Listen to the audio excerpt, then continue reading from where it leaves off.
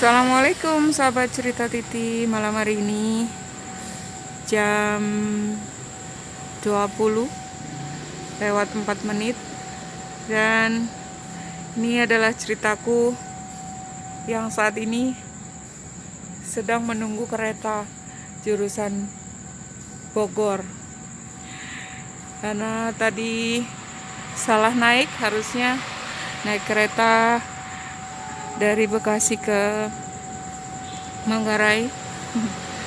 Dan ini agak tertidur di dalam kereta, jadinya beginilah. Untung superwoman ya, nangis sebentar sih, takut. Tapi daripada kita mau ngapain, kita cerita aja bahwa ketakutan terbesar itu timbulnya dari diri kita sendiri. Jadi kita berusaha untuk melawan ketakutan itu sambil menunggu kereta jurusan Bogor yang masih sekitar 10 menit dari sekarang. Kita manfaatin untuk bikin konten.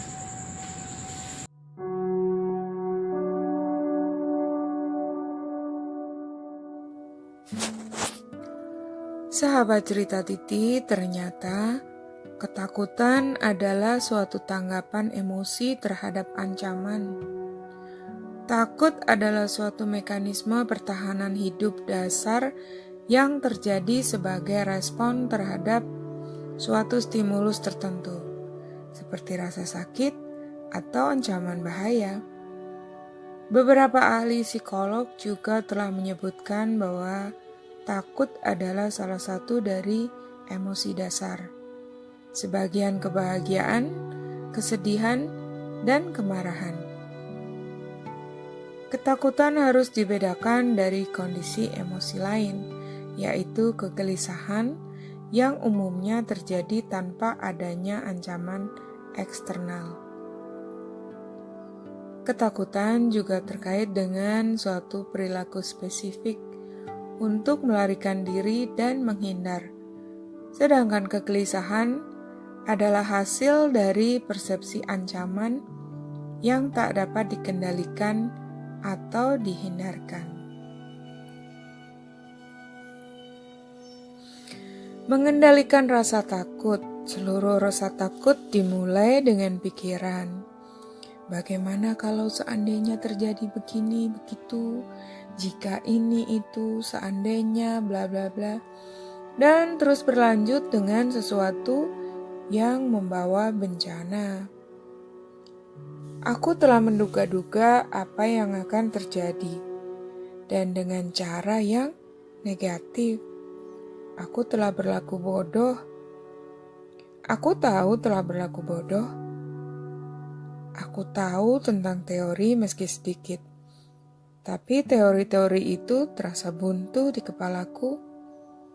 Tak bisa jalan. Rasa takut terus bergulir.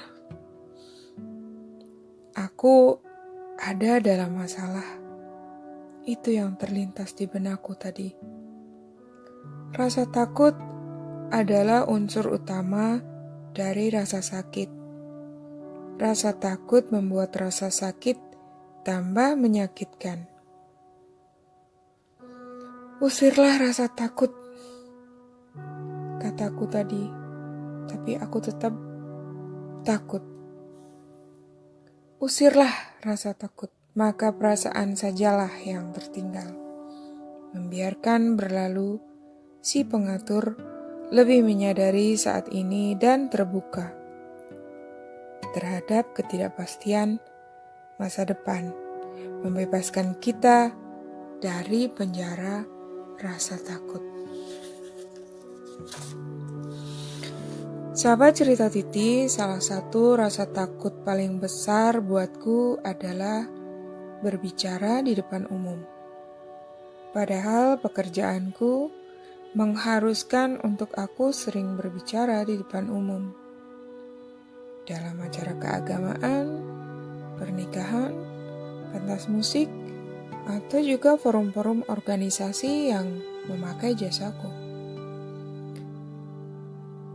Teringat pada satu peristiwa 10 menit menjelang acara, tiba-tiba rasa takut muncul. membalut kepanikan yang tiada tara aku rasakan saat itu. Aku belum mempersiapkan kata-kata untuk opening di hari itu.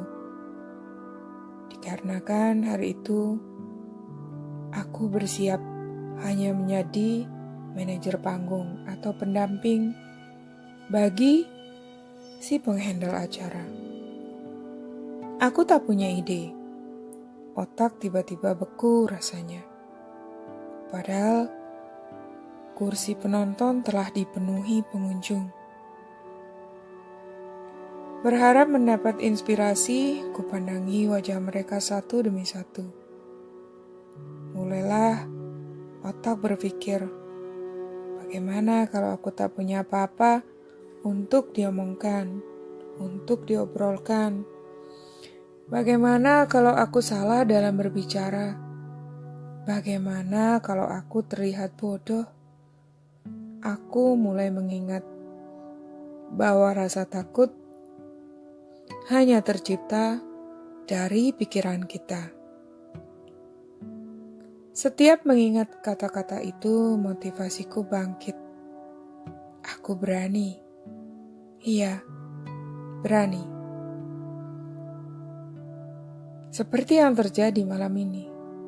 Ketakutan terbesar karena tak ada seorang pun yang terlihat di antara deru suara kereta api di malam hari. Yang pasti harus kita lakukan di saat rasa ketakutan berlebihan menghinggapi diri kita. Yang pertama, tenangkan diri. Bisa telepon ke orang yang terdekat seperti yang kulakukan tadi. Atasi ketakutan berlebihan yang dirasakan dengan mengambil waktu untuk rileks sejenak. Baca situasi di sekeliling kita dan evaluasi apa yang terjadi. Yang tak kalah penting adalah ganti pola pikir kita dari negatif ke positif. Sebaiknya jangan menghindar dari keadaan. Dan teruslah tetap bersyukur. Sebisa mungkin, bicaralah dengan orang yang ada di sekitar kita. Dan alhamdulillahnya tadi, aku akhirnya bertemu dengan satpam yang memang masih bertugas di seputaran stasiun. Bisa juga dengan cara-cara yang lain, mungkin intinya sih sama. Misalnya, jika kita memiliki ketakutan untuk berbicara di depan publik, maka luangkan waktu dari jauh-jauh hari untuk berlatih bicara di depan sahabat dekat atau anggota keluarga untuk membantu mengurangi rasa takut itu. Apapun ketakutan kita ketika dihadapi, maka hal tersebut akan mulai berkurang.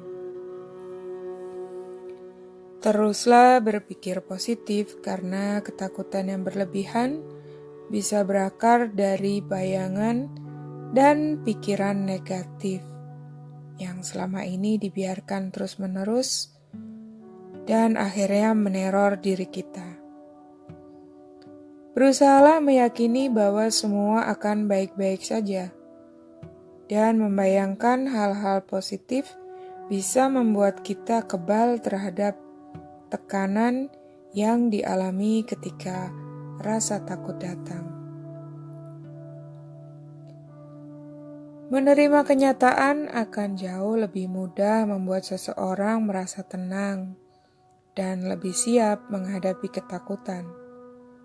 Oleh karena itu, penting untuk mengingat kejadian buruk terjadi secara wajar dan mengetahui tidak semua hal yang terjadi di dunia ini dapat kita kendalikan, bukan? Hanya ketika kita tak lagi takut, kita mulai hidup. Kenapa? Karena Dia yang telah mengatasi ketakutannya, yang benar-benar bisa bebas. Ketakutan tidak ada dimanapun, kecuali di pikiran kita. Terus berjuang sahabatku, atasi rasa ketakutan yang timbul ketika tiba-tiba rasa takut itu datang. Terima kasih sudah mendengarkan cerita Titi. Assalamualaikum warahmatullahi wabarakatuh.